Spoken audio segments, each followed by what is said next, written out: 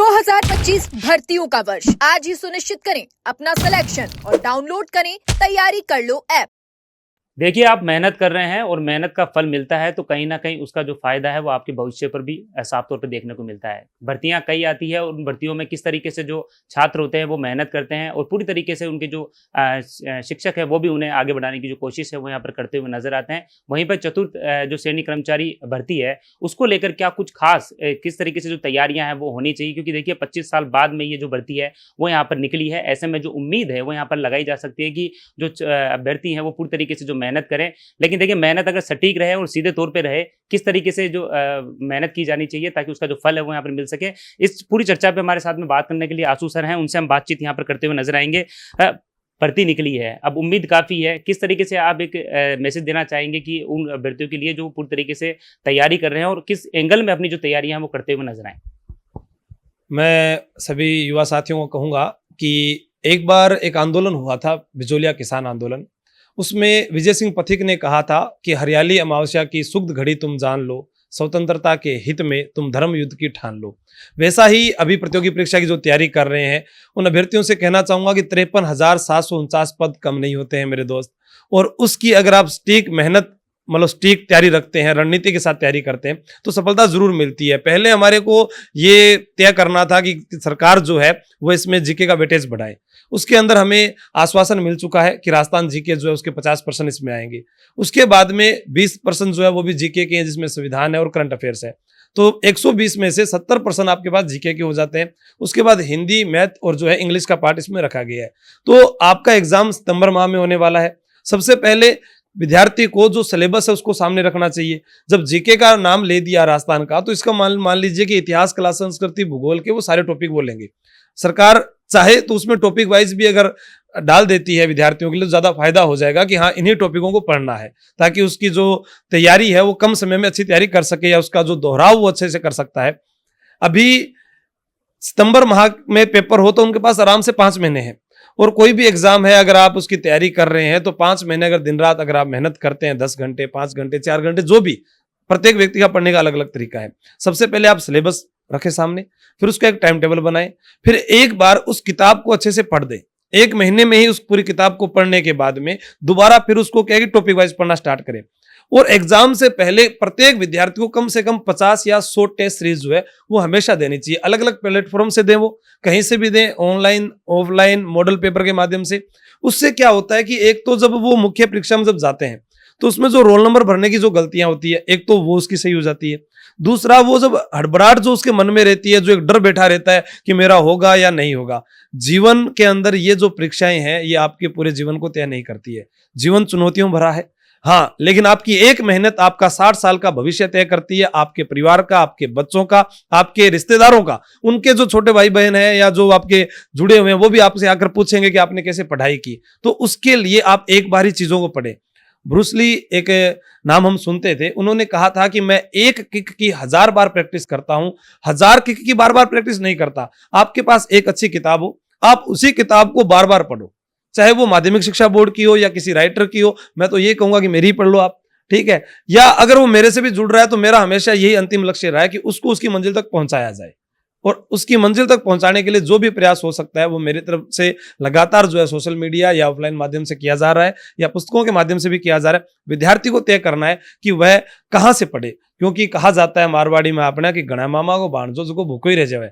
तो एक मामा के पास आप रहोगे तो पेट जरूर भरेगा आपका, और एक जगह रहकर आप तैयारी करोगे तो सफलता जरूर मिलेगी। बिल्कुल सफलता यहाँ पर जरूर मिलेगी। और जिस तरीके से आपने जो टिप्स यहाँ पर दिए हैं कि इस तरीके से जो पढ़ाई है वो यहाँ पर करनी चाहिए, लेकिन आपने एक बात भी ये बताई कि एग्जाम की पूरी तैयारी होने के साथ साथ में कहीं ना कहीं जो बार बार में जो टेस्ट है वो देने चाहिए। इससे क्या नॉलेज भी तेज होगी और काफी हद तक जो फायदा है वो सीधे जो मुख्य जो परीक्षा है उसमें साफ तौर पर नजर आएगा।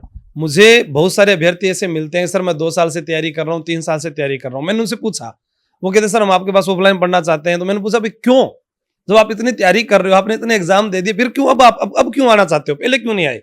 या तो पहली बार में आना चाहिए या फिर अंतिम बार में आना चाहिए। तो वो एक चीज कहते हैं कि सर हमारे अंदर एक घबराहट है, पेपर के पास जाते हैं डर बैठ जाता है। अब क्या होता है कि हम पढ़ते बहुत है, जिससे भी पूछता हूँ कहता सर मैंने किताबें पढ़ ली, जीके पढ़ लिया, रीजनिंग कर लिया।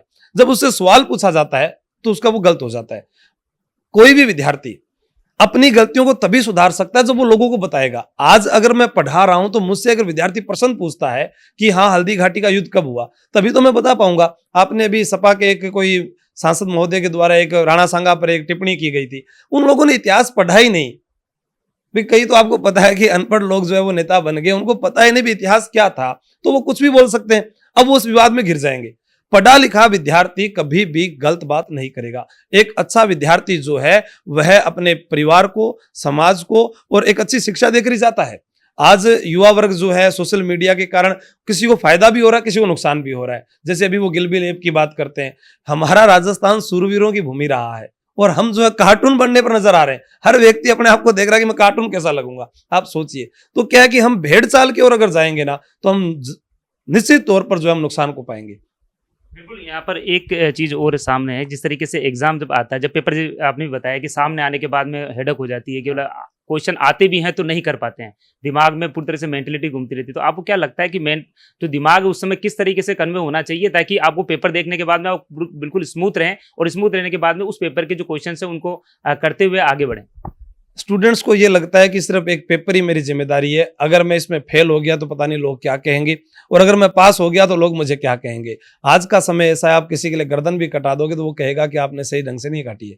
ठीक है, तो उसको ये कभी भी डर नहीं रखना है कि मेरा पेपर कैसा होगा कैसा नहीं होगा। अभी आप एक पेपर पास करोगे सिर्फ परीक्षा का, उसके बाद बुआ के घर पर आपको जाना है, ठीक है, बहन के घर पर भात लेकर जाना है, अपने बच्चों को पालना है, अपनी पत्नी का जो है भरण पोषण करना है, वो सारी जिम्मेदारियां, माता पिता की सेवा करनी है। अगर आप नौकरी लग गए, माँ बाप के साथ नहीं रहे तो लोग क्या कहेंगे, अच्छा नौकरी लग गया तो माँ बाप को भूल गया। तो उन लोगों को तो आप कभी भी जो है चुप नहीं करा सकते, और जो आपके अंदर का एक डर है उसको आप कभी नहीं भगा सकते। जैसे हम छोटे थे तो हमें लोग कहते थे बाहर मजा हाउ खा जाएगा, वो हाउ न तो मैंने देखा न आपने देखा, फिर भी हम बच्चों को डरा रहे हैं कि हाउ खा जाएगा। अब लड़का डर रहा है कि परीक्षा है, फेल हो जाएगा तो पता नहीं क्या हो जाएगा। अरे फेल होना आपको आगे बढ़ने के लिए प्रेरित करता है। अगर आप एक बार नीचे गिर गए बाइक चलाते समय या साइकिल चलाते समय, आप खुद सोचिए कि हम अच्छे साइकिल चलाने वाले या बाइक चलाने वाले बने हैं, क्योंकि जब तक ठोकर नहीं लगेगी तब हमें पता कैसे चलेगा। तो विद्यार्थी को यह सोचना चाहिए कि घबराहट से अगर दूर होना है तो पेपर से पहले जितने टेस्ट उनको दे, अपने रिश्तेदारों को वो फोन आते ही प्रश्न सुनाने लग जाए, नींदों में बात करने लग जाए, हर चीज को वो सुनाएगा तो उसका कॉन्फिडेंस बढ़ जाएगा। प्रत्येक विद्यार्थी को किताब पढ़ने के बाद ऐसा सोचना चाहिए कि मैं एक एज ए टीचर हूं, अब मुझे किसी को सिखाना है, और वो सिखाए अपनी कैटेगरी को ना दूसरी कैटेगरी को। वरना एक ही कैटेगरी के दोनों साथ में रहकर तैयारी करेंगे और एक ही जगह से आवेदन कर देंगे तो फिर एक को नुकसान जो है वो जरूर होगा। जब भर्ती निकलती है तो सबसे पहले जो अभ्यर्थी है वो ये देखता है कि इसमें पद कितने हैं, और पद देखने के बाद में वो वापस चेकिंग करता है कि इसके फार्म कितने भरे गए हैं। सबसे बड़ी टेंशन तो उनके हो जाती है कि इसमें मेरा होगा या नहीं होगा। लेकिन अभी जिस तरह चतुश्रेणी कर्मचारी में जो भर्ती बम्पर भर्ती यहाँ पर निकली है, क्योंकि देखिए भर्ती भी ज्यादा है, तो ऐसे में माना जा सकता है कि बहुत अच्छी तरीके से अगर मेहनत करेगा तो चांस 100% बन सकते हैं। सर अकबर जो है 80,000 की सेना लेके आ जाता है और महाराणा प्रताप कहता है कि मेरे पास 20,000 सैनिक है, फिर भी मैं उस पर भारी पड़ूंगा।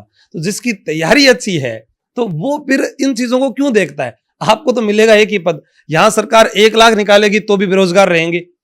20 लाख जो अभी अभ्यर्थी, अभी 8 लाख आवेदन हो गए, 53,749 है, आप सोच लीजिए 7.5 लाख तो फेल हो गए। ये तो पहले से ही सोच लीजिए ना। अब आपको उस फेल वाली सूची में जाना है या पास वाली में है। आप जैसा सोचोगे, आप 10 दिन अपने आप को मूर्ख कहकर देखिए, आपको लगेगा कि मैं मूर्ख हूं।